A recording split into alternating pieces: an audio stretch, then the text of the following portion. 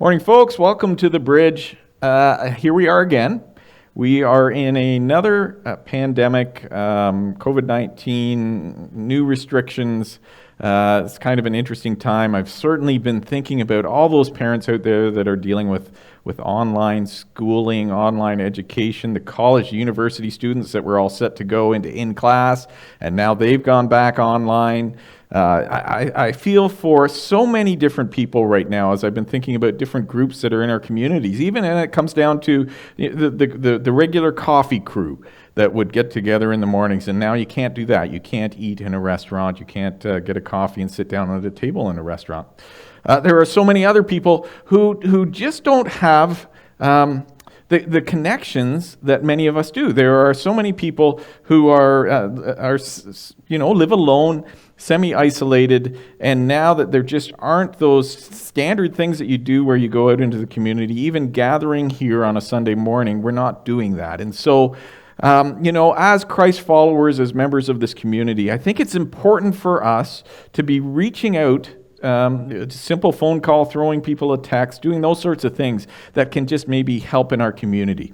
There's other ways that we can help as well, and I saw an email go out earlier this week that was talking about the high school teachers' connections that they have. And I was talking to Steve, and he mentioned to me that and you got to love a senior pastor who does this. But he was just telling me that usually when he wakes up, he just listens and looks for that nudge for who he should be praying for and maybe reaching out to on any given morning. And maybe you've been one of those people that he's reached out to. On a particular morning this week, he reached out to the high school principal and just said, we've been praying for you, thinking about everything that's going on in our education system, and that's where our hearts are. And so just letting the principal know that he was praying for him this week. And he mentioned in the text that they had talked earlier about maybe food cards or that sort of thing. That was a need that the high school had reached out for. And within a few minutes, the principal called Steve on his phone, didn't reply by text, but simply said, "You won't believe this. Somebody just came into my office and asked me whether we have any grocery cards available because there's a huge need." And the principal said to that person, "No, we don't. But I think that the Bridge can help us out with this because here's a text that I just got from Steve." And so we need to help out with that. It's an opportunity to reach out. If you've received the email or if you're interested in helping with this, there are a variety of ways to help. If you give, as many of us do online, you can just do that, and in the notes section you can talk about it being for food cards. Whatever you can do to help in this situation is very helpful. And we certainly appreciate your attention to that. I want to just pray for our community because of what's going on right now in our neighborhood, and I ask that you join me in this. Father, you know what's going on, and you've instructed us to pray for our leaders, pray for our government, pray for those around us. You've asked us not only to pray for the people in need around us, but you've asked us to respond as well. And so as we pray, I ask that it would be more than just a conversation with you, that it would actually be walking with you, and that we would be able to experience what it is to do your work through our hands. And so I pray as whatever it is, whatever you are laying on our hearts right now, that you would just encourage us to do something, whether it is communicate with somebody or something as simple as just giving some money towards this food program. I pray that you would lead us as a community, as the Bridge Community Church and beyond as well, just as Christ followers. I pray that we would respond to the work that you want us to do. I pray this in Jesus' name. Amen.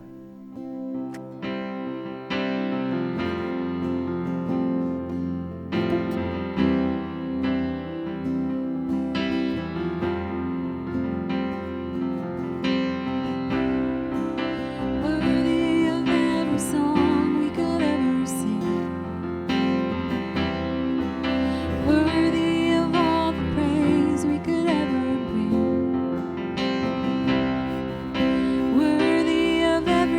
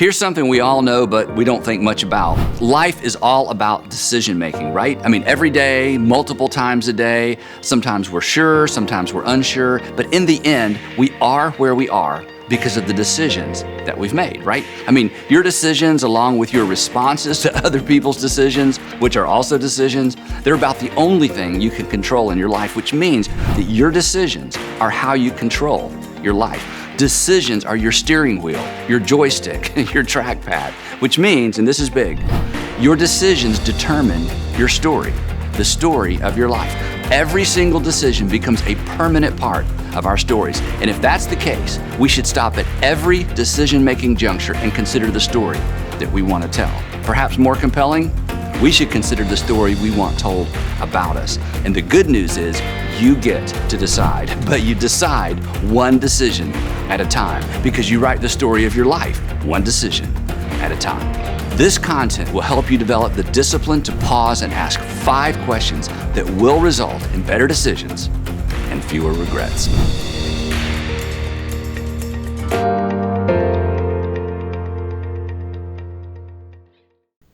Listen, we are starting a new series this week, and I'm very excited about it.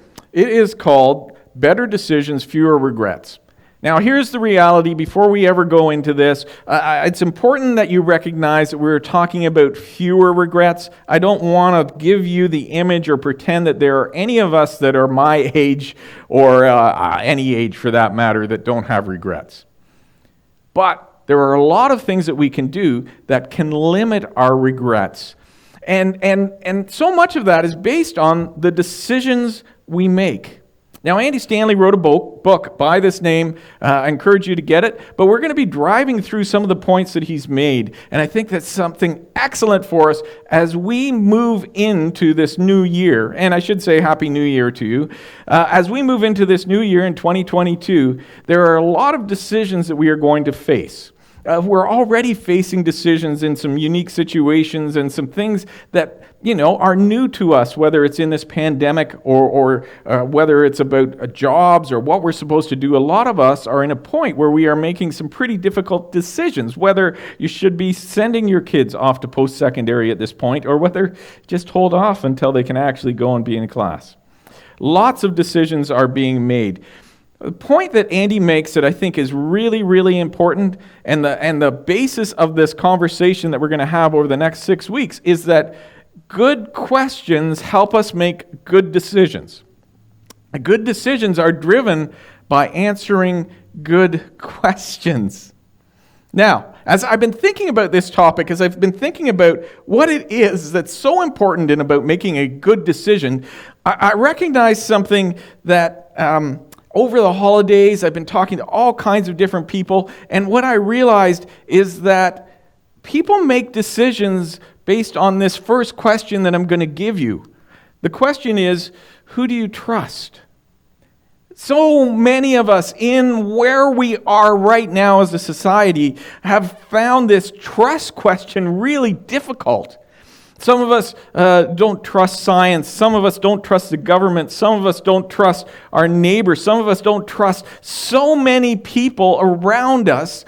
And that mistrust or distrust affects how we make decisions. We make decisions based on who we trust. And so I'm going to lift the bar a little bit about who we're supposed to trust as we engage in this conversation. And it comes down to, do you trust God? And I know that that's maybe a crazy question, but maybe it's not a crazy question at all. Maybe you don't trust God to help you make good decisions or the decisions that are best for you. Maybe you have a view of God that you see him as somebody who doesn't have your best interests at heart. And if we don't start by answering that question or addressing that issue, we're going to have extreme difficulty making good decisions as we move forward. You need to know, I tell you this, I guarantee this, I promise you this, that God has your best interest at heart.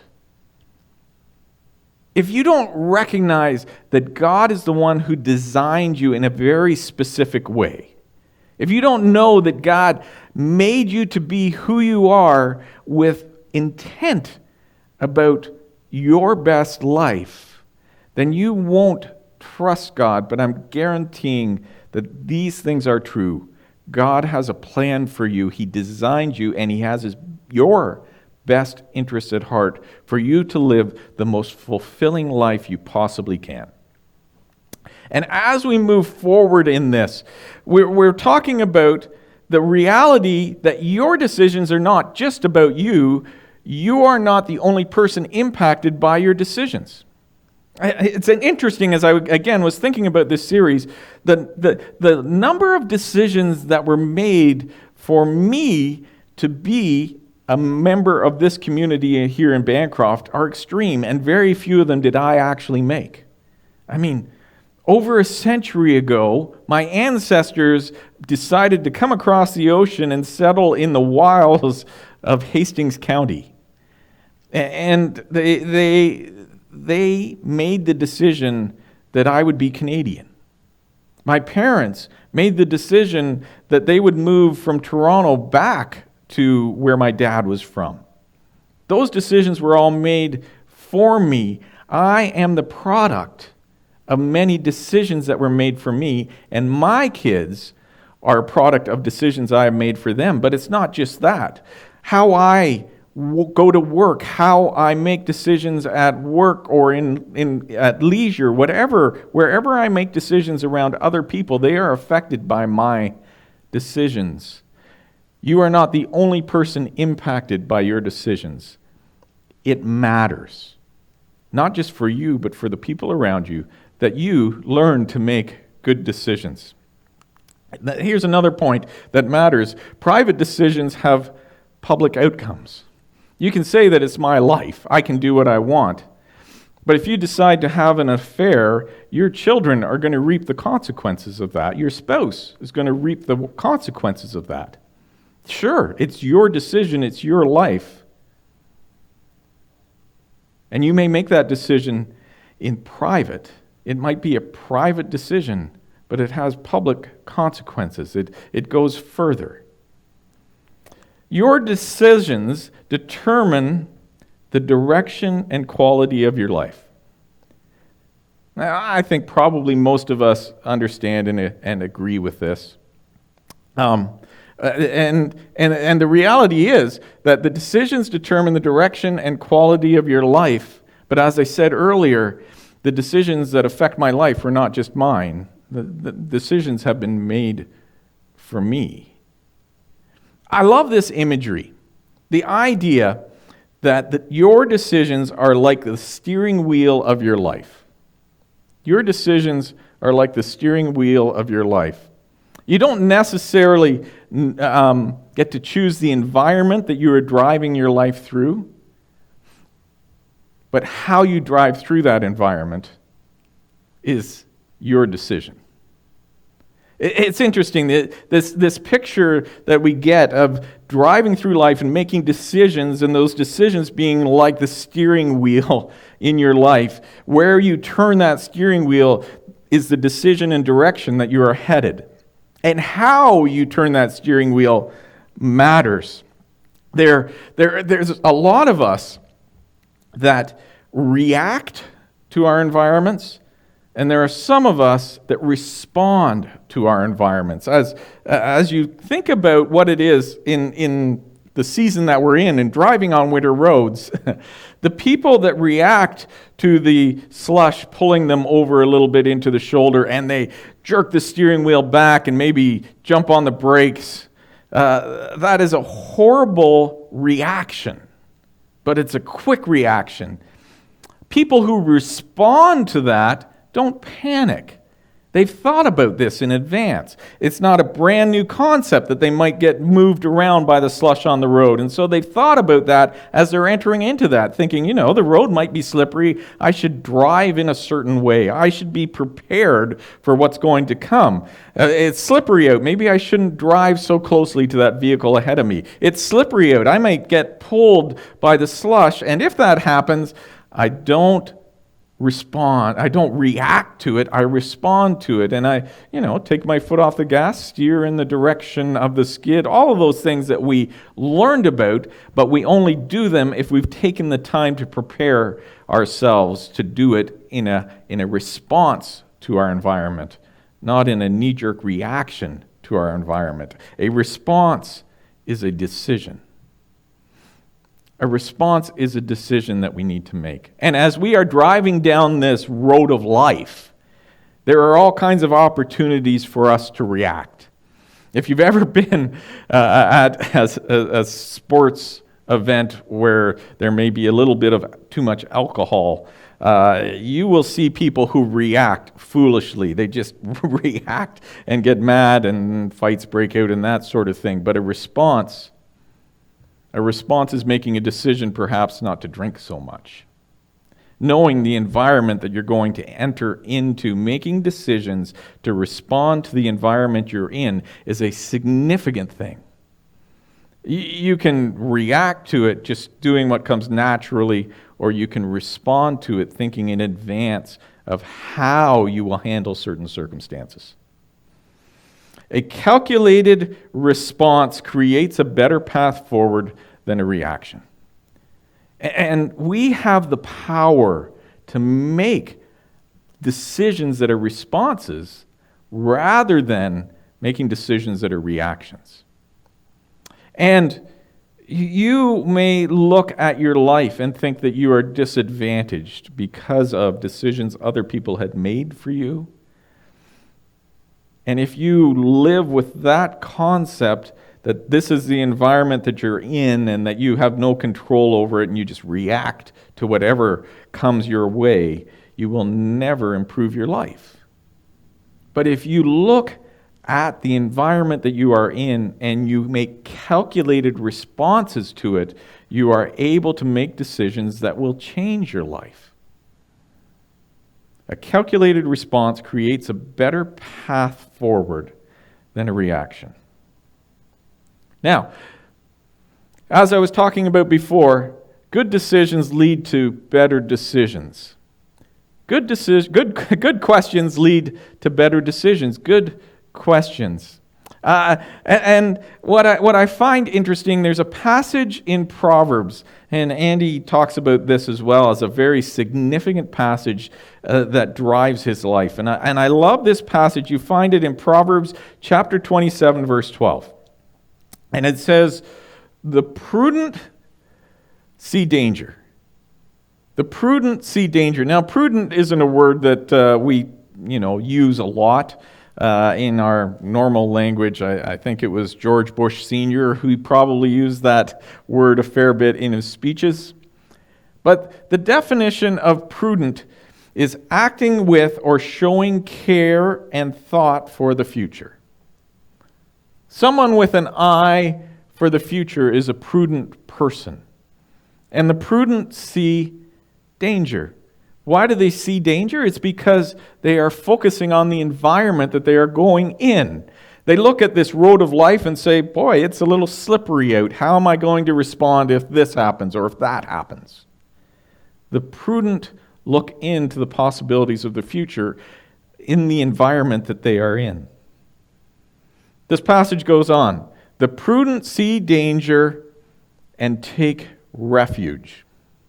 The prudent see danger and they have a plan in advance of what they're going to do. They take refuge. And then there's a contrast to this. And I love how this proverb is written. But the simple keep going. I don't know about you, but there have been a few times in my life that you could describe me as simple. I just didn't want to make the effort to deal with the danger that was coming down the road. I wanted to concentrate on the present, and I just kept going. This is the kind of attitudes that build up credit card debt beyond what we could ever pay for. Because we just look at the situation and we don't want to deal with paying off the debt we have and not having the things we want. So then we move into making bad decisions. The simple just keep going. The simple just keep going, increasing their debt, not thinking about how to deal with the environment that they're in. The simple just keep going. And the proverb goes on with this and ends with this, and pay the penalty. You can talk about credit card debt and the penalties you pay in interest. You can talk about life and the penalties you pay by not recognizing as a parent that there are dangers in parenting. And the prudent, well, they see the dangers and they take refuge, they make a plan. But the simple just keep on going and pay the penalty. And when it comes to being a parent and to raising a family, the penalty is, well, the penalty can be not giving your kids the advantages that you've had. You become the one that sticks them in an environment that they need to work at getting out of. Maybe it's your marriage. Maybe the prudent see danger in their marriage and they take action. They look for a plan to deal with that. But the simple, they just carry on. They don't focus on their marriage. And the penalty is their marriages end. There's a few different passages that deal with this. Now, if you look at this, Proverbs 27:12, it says NIV there, which stands for the New International Version. There are several different versions that you can read of the Bible, and basically they're translations. The original of this passage would have been in Hebrew and ancient Hebrew. And so people will look at that and they will do their best to interpret it and to translate it into modern English. And there are several different translations. And I'd like to look at different translations when it comes to most passages. But I love what happens with this one. When we look at the New Living Translation, it says, a prudent person foresees danger and takes precautions, just like I was talking about. The simpleton goes blindly on and suffers the consequences. I think that just describes it well. Here's another one from the English Standard Version. The prudent sees danger and hides himself, but the simple go on and suffer for it. We need to make decisions. We need to make better decisions, a decision that isn't simple, because the simplest decision is just to carry on with what you're doing. And that's what the proverb describes. It says, the simple just carry on, but then deal with the consequences. It can be relational, it can be financial, it can be your legacy, it can be all kinds of different things. Making good decisions is important. And so over the next few weeks, we're going to be looking at this. We believe that good questions can result in better decisions. Well-placed, appropriately timed, thought-provoking questions is what we want to be answering when we are making important decisions. There's a couple things that jump out at me on this. Number one, well-placed. Applying the right question in the right circumstance matters. And appropriately timed is huge. See, some of us can get so wrapped up in the future that we think of every possibility that can go wrong, and we start to think about every possibility that can go wrong in everybody else's decisions, and it just leads to anxiety that I've talked about other times. We don't need to be fixated with the future. But when we are making decisions, we need to focus in that time about what this decision holds for the future for us. And they can't be simple questions. They need to be thought-provoking questions. See, here's the reality is that we all, to some extent, ask some sort of question of ourselves when we're making a decision. Here's a list of a few. Number one probably is, will I enjoy this? Somebody invites you out, you're making a decision whether you go or not. Probably the first question is, answer is, well, do I want to go? Is it going to be fun? Next question, for those who think a little bit deeper, is, will this hurt? Now, I don't really remember thinking about that with some of the stupidest decisions I made, which resulted in a fair bit of pain, but that's okay. Next question is, will this hurt someone else? Now, for some of us, that might encourage us to make that decision, because sometimes we laugh at other people's pain, but it's a question that we may ask. Will anyone find out? Oh, that's a question. So sometimes we just want to do something, but we don't want anybody to know that we're doing it. And then maybe if we ask ourselves, will they find out? And there's a possibility that they might find out, then we've got to have some sort of backup plan. What's my out if someone finds out? Now, these are questions that maybe you ask. These aren't the questions that we want you to ask. As we go through the next 5 weeks, we're going to be talking about specific questions that matter, that we think will lead you in the direction of good decisions. Next week, we're going to be looking at this question. It's the integrity question. Am I being honest with myself? And you may say, that's sort of a silly question. Of course I'm being honest with myself, but often we aren't. We aren't honestly asking ourselves, what will the cost of this be down the road? Sometimes we don't want to ask ourselves. We don't want to think about the future. We just want to do what we want to do right now. Sometimes it's as simple as just, I want the pain to be away now, and I'll deal with more pain later, but I want the pain not to be here now. Am I being honest with myself? Am I really being honest with myself? A couple of weeks we're going to talk about what story do I want to tell? This is the legacy question. What do I want said at my funeral? What do I want my kids to remember me for? As a pastor here at the Bridge, what do I want the people that have listened to me teach? What do I want them to remember about me? We live in an era where great Christian teachers and leaders are falling left, right, and center. So much going on. I don't want that to be my legacy. When I am tempted to have an affair, a simple question that will lead me off of that what will that mean for my kids? What will that mean for my wife? What will my story be? What will your story be? What story do you want to tell? Is there a tension that deserves my attention? This is the conscience question. Sometimes we know the right decision. We just convince ourselves that it's the wrong decision. We can justify doing what we want to do even though we know we don't want to do it. We shouldn't do it. At the end of the day, it doesn't tell the story we want to tell, doesn't accomplish what we want to accomplish. But in the moment, we can convince ourselves that it's the right decision, even when we know it isn't the right decision. We all have a tendency to dodge the truth by discounting the truth teller. Pay attention to the tension. What is the wise thing to do? I have my mom's family, I think, we're a group of very wise, prudent people.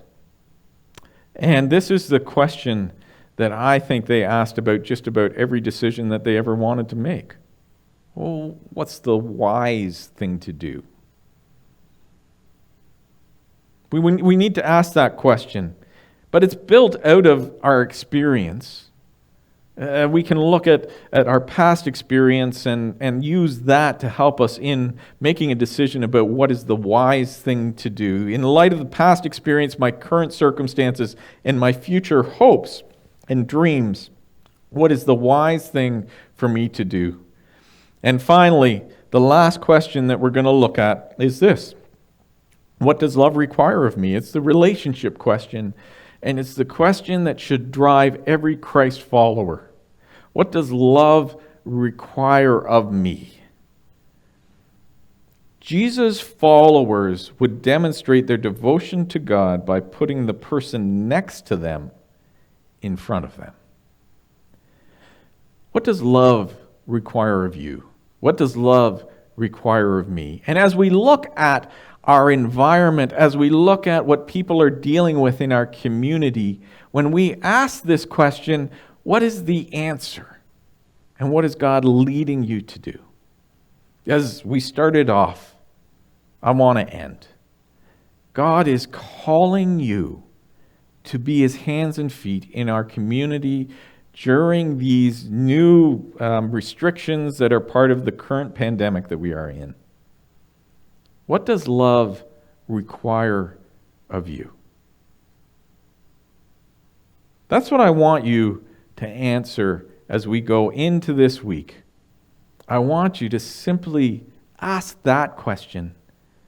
It's a question we'll come to at the end, but I want you to lead with that question. What does love require of us in this current environment that we are in? What does love require of you when it comes to how you are dealing with your family? What does love require of you when it comes to how you are dealing with your work or your school environment? What does love require of you when you think about the people who live next to you? What does love require of you when you think about the people who see you drive through town?